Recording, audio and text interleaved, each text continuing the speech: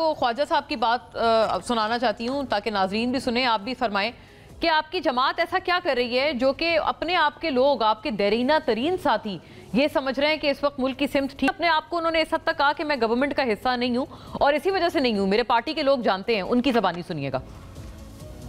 हम drawing room में बंद होकर आहोजारी कितनी देर करेंगे? हमें बात करनी पड़ेगी। कौन बात करेगा? मैं इसीलिए हुकूमत का हिस्सा नहीं। बिल्कुल कैटेगोरिकली मैं आपको बताना चाहता हूँ कि पाकिस्तान रिमोट कंट्रोल जमहूरियत से आगे नहीं बढ़ सकता।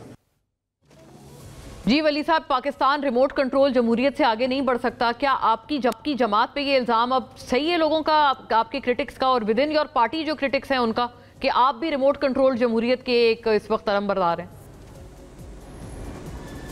बिस्मिल्लाहिर्रहमानिर्रहीम, बहुत शुक्रिया मौला। देखिए, साद रफीक साहब जो है तो मेरे स्टूडेंट फेडरेशन के और फिर उसके बाद यूथ विंग के हम कोलीग्स हैं, हम साथी हैं। मैं उनको बहुत बेहतर तरीके से जानता हूँ। जिस उसमें आप तनाजुर में उनका ये बयान आप पेश कर रहे हैं, ये इस तरह भी बिल्कुल नहीं है। वो जो कह रहे हैं कि बंद कमरों में ड्राइंग रूम में बैठकर कब तक रोना रोएंगे, इसका ये मतलब भी नहीं है। ये इशारा उनका इमरान खान की तरफ भी है कि इमरान खान को ये बात हमने बता दी थी और समझा दी थी। मेरी आज ख्वाजा साद रफीक साहब से बात भी हुई है थोड़ी देर पहले।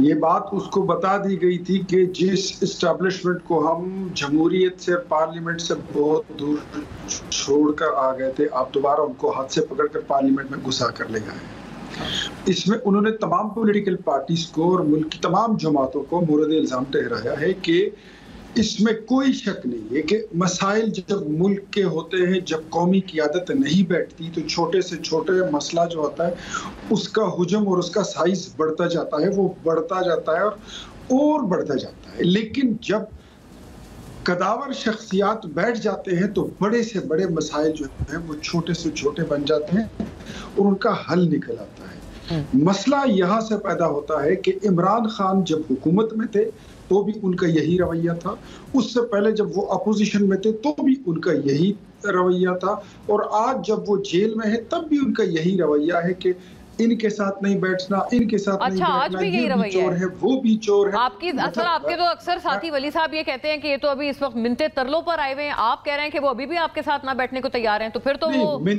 वो जीत गए ना, वो तो फिर ज्यादा अच्छे लग रहे हैं। आपको करने लगा तब नहीं, मैं आपको आप जीत और हार का अगर आपने अपने शो में फैसला करना है आप जरूर कीजिए। मैं तो तबसरा कर रहा हूँ और आपको जितनी मेरे पास बेस्ट नॉलेज है वो आपके साथ शेयर कर रहा हूँ कि वहां पर इमरान खान साहब जो है वो पहले कहते होते थे कि मैंने अगर बात करनी है तो मैंने आर्मी चीफ से करनी, मैंने बात करनी है तो मैंने डीजीआई से करनी है। जब उनको ये पता लग गया और उसमें 6-7-8 महीने गुजर गए और उन्होंने बार बार उनकी इस डिमांड को टर्न डाउन किया तो उनको समझ आ गई है एटलीस्ट कि मुझे अगर बात करनी है या कोई मुझे अपने पास बिठाएगा तो वो पॉलिटिकल पार्टीज हैं, अब वो हमारे पास आए।